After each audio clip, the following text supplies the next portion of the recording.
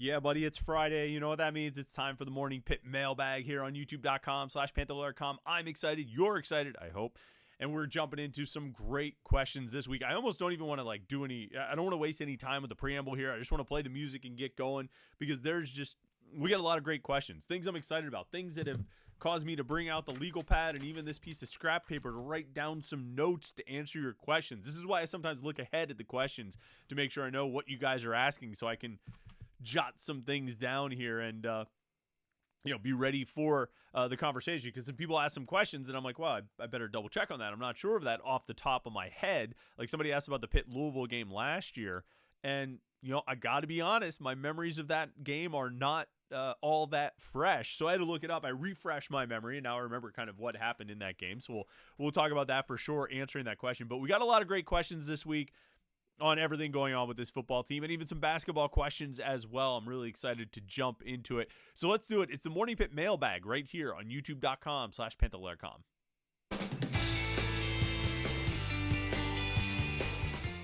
I really want to try and get to all of these questions too. I don't want to waste any time really, because sometimes we don't finish all the questions because we're coming up on like 25 or 30 minutes of these videos, and so we sort of cut it short. But I want to get to as many of these as we can. So look, save me time and save yourself time. Like this video and subscribe to youtube.com/Panther-Lair.com. All right, will you just do it? Will you just like the video and subscribe, and then we can move on? Thank you. First question. A.S. Daniels says, if Pitt goes 9-3, what bowl do you think they go to? Same for 8-4. So I look back at the ACC last year.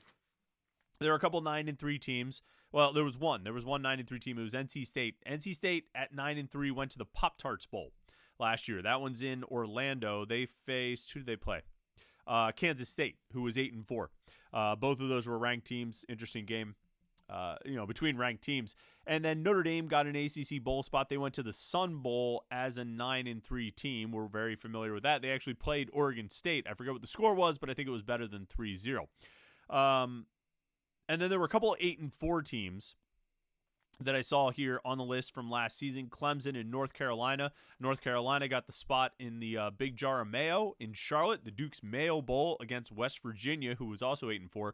And Clemson at 8-4 went to the Gator Bowl. Clemson ranked number 22 at the end of the season when they announced all the bowl assignments, so they ended up in the Gator Bowl. So that's where the 8-4 and 9-3 teams went. Louisville was 10-3, incidentally, after losing to Florida State in the ACC championship game. They went to the Holiday Bowl in San Diego.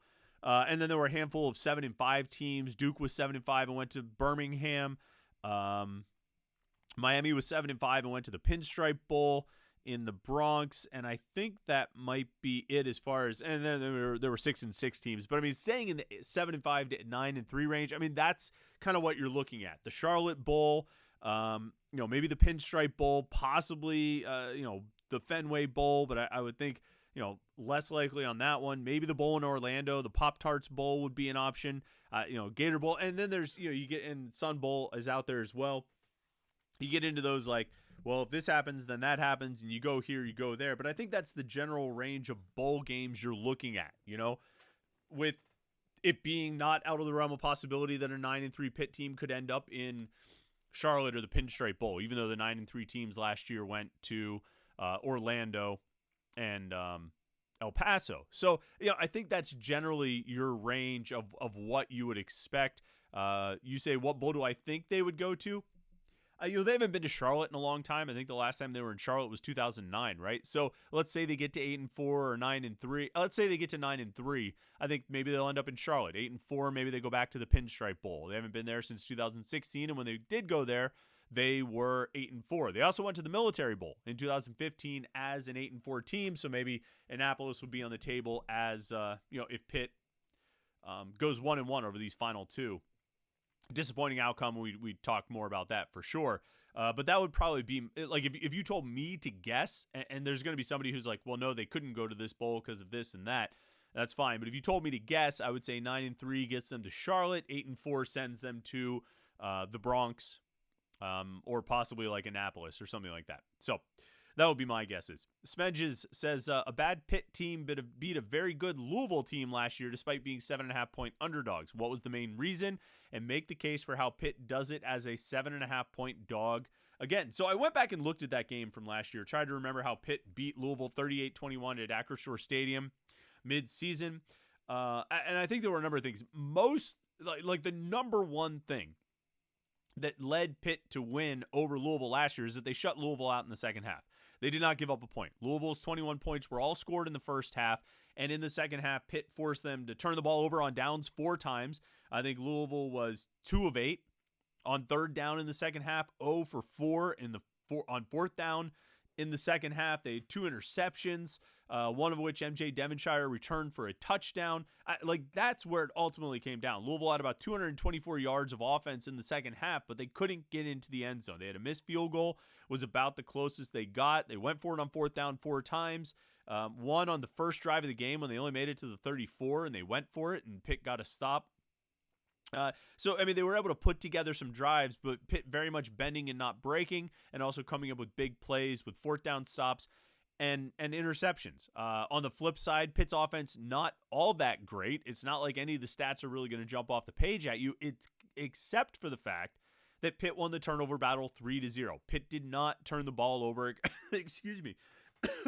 Pitt did not turn the ball over against Louisville last year. They had 2 interceptions and 1 fumble. Louisville gave the ball to Pitt 3 times. Pitt did not turn the ball over. They punted 7 times. And I don't know if I still have that box score open. I might have closed it. But, obviously, a bunch of field goals. They get a pick 6 and all of this. So it's not like Pitt had offensive dominance. They just won the game with defense. They won the game by shutting out Louisville in the second half. And I think, making the case for this year, I think Pitt's defense is playing at a pretty high level. And they have for pretty much all season, with the exception of the SMU game. And even Kyle Lewis said it this week that he felt like maybe they, forget the exact words that he used, but maybe they didn't take it seriously enough. Maybe the defense didn't take it seriously enough leading up to the SMU game, and you see the results. Well, I think they've played pretty well otherwise. I think they played really well against Clemson. I know they gave up a 50-yard run to Cade Klubnik to win the game, but they played a really good game. And I think they've been really good for most of the season. You're not going to be perfect. You're not going to shut out every team. You'd like to think that you can make a stop when you absolutely have to win the game, and sometimes you do and sometimes you don't. But I think their defense has played really well, and I think if they win this game, that'll probably be how they do it. Now, it's interesting that Louisville, in their loss to Stanford last week, gave up, I think Stanford's quarterback set season highs for passing yards and passing touchdowns. Ashton Daniels had 298 passing yards, 3 passing touchdowns, threw a pick. So maybe there are opportunities for Pitt to move the ball on offense. But I suspect if they win this game, they're going to do it with their defense. And maybe it'll be another defensive touchdown or non-offensive touchdown. They've certainly done well with that this season. But I think they're just going to make life difficult for Louisville, particularly in the second half like they did last year, like they did against Clemson last week. And I think that's how they ultimately can win this game. Potter County native says, if Eli Holstein is healthy, who starts, Eli or Nate, and why? Well, so we heard from Pat Narduzzi yesterday that Eli Holstein is cleared to start, which makes this question very much a relevant question. I kind of said all week that the easiest scenario for Pitt would be if Holstein was not cleared, because then there would not be a decision to make. But I wonder how much of a decision there is to make if you look at it from the perspective of Eli Holstein was the guy they decided in training camp gave them the best chance to win. And for certainly the first 5 games, I think that was proving correct because he led them to 5 victories, including some really good wins where he played a big part in the victories.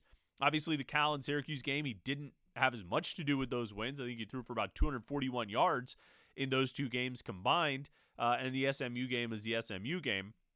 Eli Holstein was not playing his best when he left the Virginia game with an injury. No, there's any question about it. I think in that game, he was 10 of 23. So he wasn't playing well. He hadn't played particularly well against Cal or Syracuse. So it's not like he was riding a wave of momentum, certainly not the momentum he had in the first 5 games. But if you continue to believe that Eli Holstein gives you the best chance to win, that he has the most upside and he's the best quarterback on the roster, then if he's healthy and cleared, as Pat Narduzzi said he was yesterday, then I think that's probably the guy you have to go with. Even though I agree that Nate Yarnell played well in the second half against Clemson, if you believe Holstein's the better quarterback, then you go with the better quarterback. So I can't say what I would do if it was up to me, because I'm just glad that it's not up to me, because I think it's a tough decision given how Yarnell played and how Holstein has been playing. But with Holstein being cleared, that makes the decision really interesting. Hail to Knowledge says, what was your go-to for a teething baby? Asking for a friend, thanks in advance. I have no idea. I don't remember at all. That was like literally 10 years ago. Like, I don't know what I did to pacify my kids a year ago, let alone 10 years ago. We probably gave him like some chew toys that had been in the freezer for a while. I don't think we ever put any whiskey on their gums, but I mean, hey, it works for the post-game show. So, it works. It works for me during the post-game show. Maybe you should try it with your babies. Maybe let your babies listen to the post-game show, and these dulcet tones will put them to sleep. I'll never make that face again. I promise. But I don't have any advice for you there. I don't remember how you deal with babies. Speaking of the post-game show, Jay Lazinger says, how the heck are you able to get on and talk about Pitt after a loss? I can barely even watch college football, and all the sky is falling takes must drive you crazy. So yes, you're right. Like it gets a little bit over the top at times on the post-game show with the extreme reactions to things, particularly after a loss. But there's something enjoyable about sitting down and talking about it. Like, look, you walk out of a game, right? Or you're watching a game with your friends, you're at a bar or you're at a house or whatever, and the game ends, you sit there and you talk to your friends about it, right? Well, that's what we do on the post-game show. And it might be pleasant, or it might be unpleasant, or it might be ridiculous, or whatever it might be, but that's what we do. We sit down, it's a post-mortem on the game, good or bad. It's a post-mortem on the game, and we kind of recap it. And it's just an hour or so to decompress from the game just by talking through it. And so I enjoy it. I have a lot of fun with those. I hope people don't tune in for great analysis, because I haven't really collected all of my thoughts. Some of these games where it's a home game, and I've spent a little while before getting back here to start the post-game show, then sometimes I'll have a chance to collect my thoughts, I guess. But for the most part, we're just kind of winging it off the top of my head. Here's what I think. What do you think? And we have that back and forth, and it's fun. We also, we drink, which helps. But I like to think we're all in it together. So I kind of enjoy that aspect of it. H2P Vaughn says, this is the best basketball team /season since ? Well, it's their first 5-0 start since 2018. It's the first time they've beaten their first 5 opponents by 15 points or more since, I think, 2013. So, I mean, you could use those as benchmarks. Beyond that, beyond like a 5-0 start and margin of victory, I think we're still very much waiting to see. And it's a long season. There's a lot of games that are going to be played in a lot of ways, a lot of evidence we're going to get about how good this team is and how good they might be, and what they might be able to achieve. I think they look really, really good right now. I think they've taken care of business. I think they've done what they needed to do against a lot of these teams. They're not just beating teams. They are like throttling teams. I think what they were able to do against West Virginia, regardless of how you think West Virginia is this year, I think that was impressive, and certainly a statement win.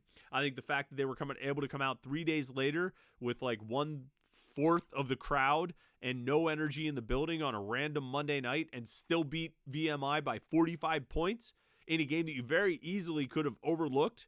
You could be caught either still coming down from the emotion and energy of the West Virginia game and looking ahead to the LSU game. I know I've said this a bunch of times, but I really think it is relevant that they were able to still, after a little while, muster the energy to just absolutely beat that team's brains in and run them out of the building.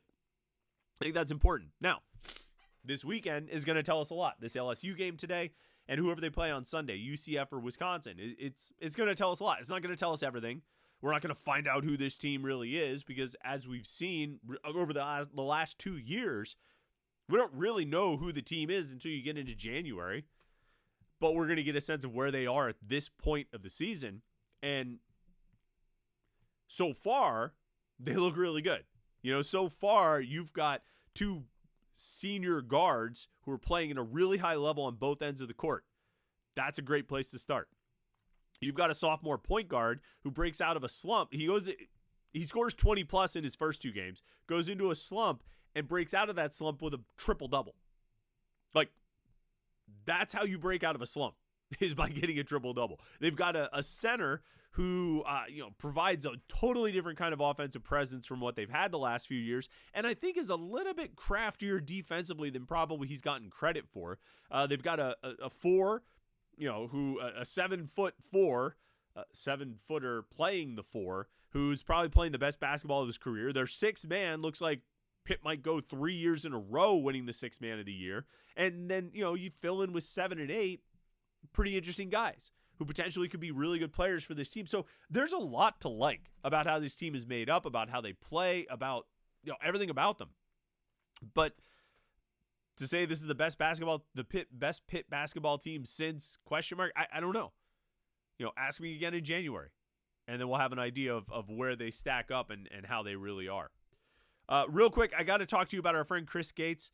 We got a lot more questions, so believe me, we're not done with the questions yet. But Chris, of course, is a huge Pitt fan. He's a longtime supporter of this show, the Morning Pitt and the live Panther-Lair show, and his training camp membership program is perfect for you if you have health and fitness goals. What's cool is that from Monday, November 25th, that's next Monday, through Monday, December 2nd, Chris is running a massive Black Friday sale where you can get 80% off your first month. Let me tell you a little bit about the program. When you join the training camp, the Chris Gates training camp, you'll get access to brand new workout programs every month so you can take all the guesswork out of your exercise plan. You'll also get access to weekly coaching calls with Chris and the private training camp community group where you can get all your questions answered and receive guided support every step of the way. You also get access to exclusive courses about health and fitness so you can build your knowledge base and know exactly what to do and when to do it to make progress. And most importantly, you'll join a community full of people there to support you every step of the way so you never feel alone in your journey.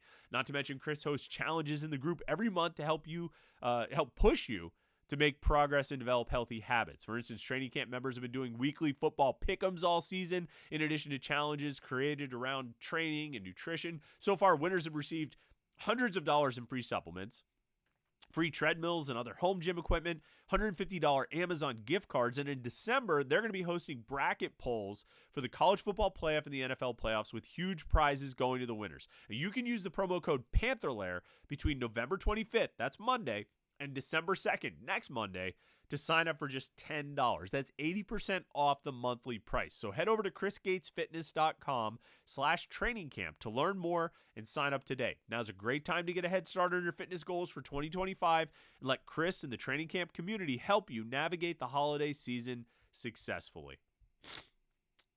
Sorry for that. The snorting. Not sorry for Chris, because Chris Gates does a great job, a great service for Pitt fans and anybody looking to get their health and fitness goals in line. You should definitely check it out, chrisgatesfitness.com.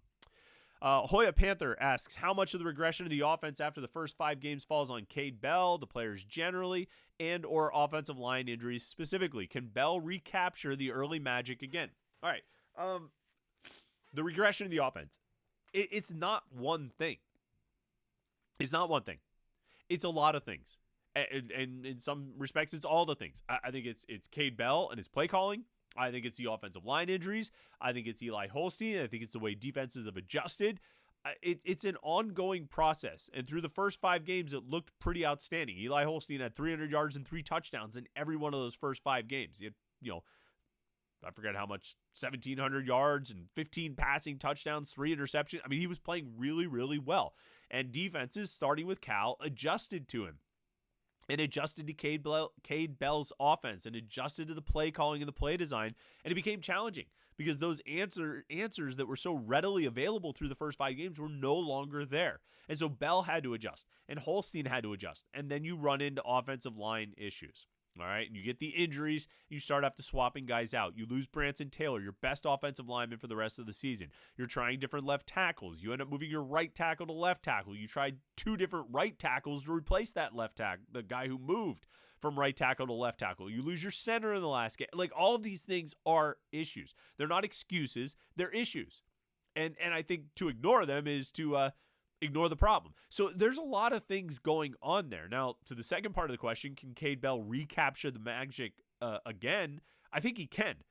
And I think you saw some of it in the second half against Clemson. I keep pointing out, like, some of the passes Konate Mumfield caught in the second half against Clemson. The way they got the ball to Desmond Reed in the second half against Clemson. He finished that game with 108 receiving yards on 10 catches.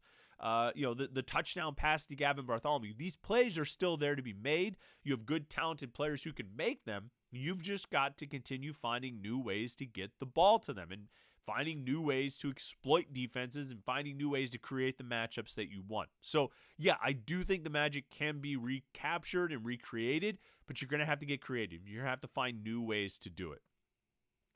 Pickett for Heisman 130 says, with Pitt's problems scoring in short distance and red zone opportunities, would you consider using Julian Duggar as a Wildcat quarterback in some red zone packages? I mean, I think you consider everything. Personally, I would probably not go that route with a freshman quarterback, particularly if you're in a short distance situation or red zone situation, because there's so much riding on it. Excuse me. I mean, if you get in those situations, red zone or short distance, they're crucial plays and crucial downs. And I don't know if you want to turn to a true freshman in that situation. I do think having Eli Holstein available to play in those situations can help a lot. I think when they get down there near the goal line, having the threat of a quarterback run is one more thing the defense has to account for and probably opens up options and makes maybe your path to running the ball, if you hand it off, a little bit smoother. And or Holstein scores it himself. So I think, they've got the players to do those kinds of things. I don't know if you necessarily need to go to a true freshman. They just need to get their guys on the field again. All right, this is a long question here, but we'll do it. Pitman1973 says, why is nobody talking about the uptick in attendance at home football games? The College Football News website had an article in April 2023 titled College Football Attendance Rankings. Pitt ranked 44th out of the 133 FBS schools with an average attendance of 37,000 per home game, only 54.6% of stadium capacity. However, comparing Pitt's attendance to other ACC schools for the 2022 season, Pitt was 5th. Behind Clemson, Florida State, Virginia Tech, and NC State. Pitt's average attendance in 2022 was 54,000 and almost 80% of stadium capacity. Of course, 2021 record was 11-3 and 9-4 in 22. So, like you said, win games and people will attend. However, Pitt averaged 48,000 with a 3-9 record in 2023 and 53,000 this season. So, I mean, the biggest thing, Pittman 1973, that I would say, and like winning is a big part of it, but when you're comparing the numbers 2022, 2023, 2024. You want to know a big piece of the puzzle there? The opponents. 2022, they had West Virginia and Tennessee on the schedule. This year, they have West Virginia and Clemson on the schedule. Last year, they had Florida State on the schedule. I don't think Florida State is as big of a draw as, certainly not West Virginia, and I would even contend Tennessee. I think Tennessee drew more fans and brought more fans than Florida State does. So that's always an element. Like heading into the 2003 season, right? Larry Fitzgerald's back. They're a preseason top 10 team. They sold out their season tickets. And that's great. That's, I'm sure it had a lot to do with the success and the expectations of that team and what they were going to be and how they were going to be and all that stuff. But you know what else they had? They had Notre Dame at home. And, well, that might have been it. I thought they had West Virginia at home too. No, they had Notre Dame at home. And Notre Dame draws fans, right? They had Miami on that schedule and Virginia Tech on that schedule, and people got excited about those games that year as well. But for Pitt to really draw big numbers attendance-wise, you need success. You need the team to be good, coming off a good season, and ideally continuing that success into the current season. And then you need that marquee opponent. And not just a marquee opponent, you need it to be West Virginia, Notre Dame, or Penn State. Because even if it's just Tennessee, I don't think they draw as much in 22 as they did when they had Tennessee and West Virginia. Even if this year was just Clemson, I think they draw well, but not as well as they did with Clemson and West Virginia. It's just the reality of it. And Penn State and West Virginia fans will be like, see, you need Penn State and West Virginia to sell tickets. Yeah, maybe. To some extent, yeah. 68,000 seat stadium is probably too big for what the Pitt fan base can support. But if you have success and you have those marquee opponents like they had in 2022, you're going to get decent attendance numbers. And they've got it this year. Decent attendance numbers with West Virginia on the schedule, even though they're coming off a 3-9 season. So I think that's probably where it comes from as much as anything, and maybe the biggest factor. All right, we got a couple more.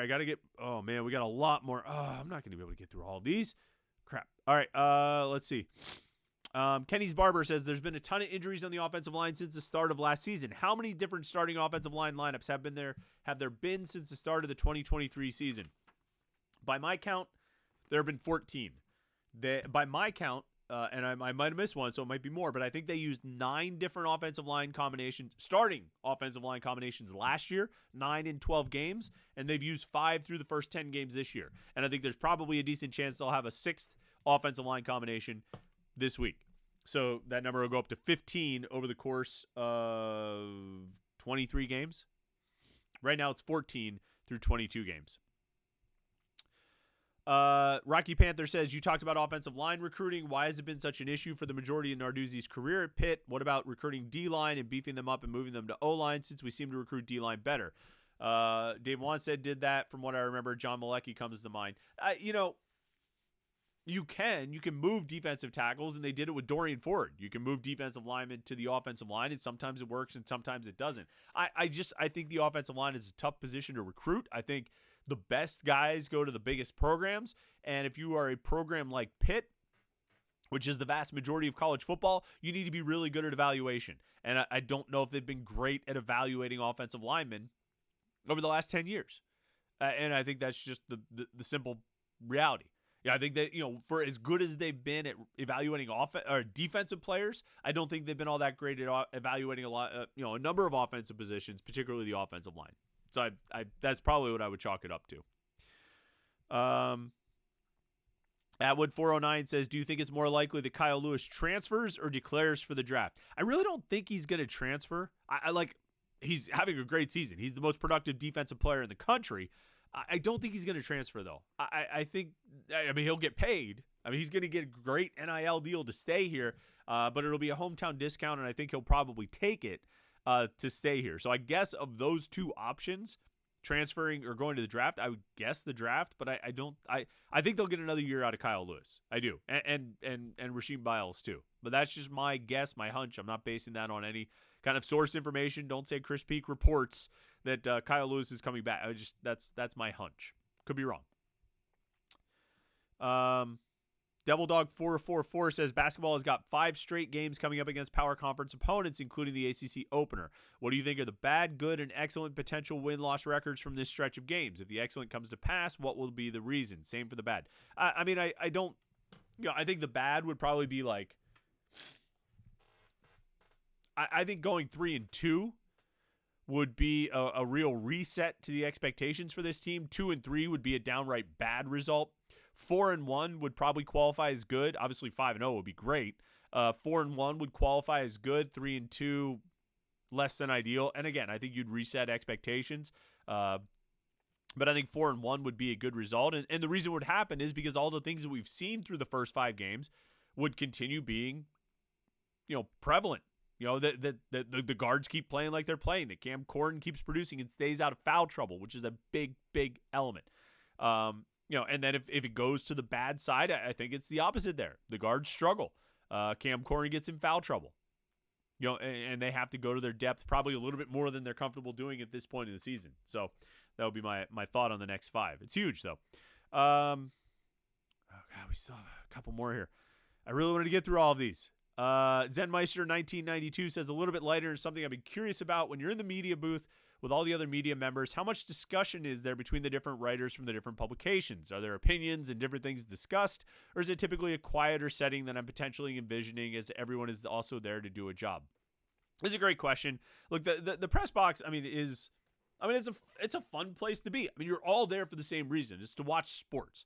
And you're all there because you're sports fans. That's why you got into this business, right? You enjoy watching sports. And I always say, and I say this about like our live streams, right? Like or about the message boards. Like if you're a sports fan, your favorite thing to do is to watch sports, but probably like 1A of your favorite things to do is to talk to other people about sports. Like, it's a lot of fun to watch sports, but it's more fun to watch sports with other people. It's more fun to talk to other people about sports. I mean, I would contend that's half the fun, if not more, of watching sports is talking to other people about sports.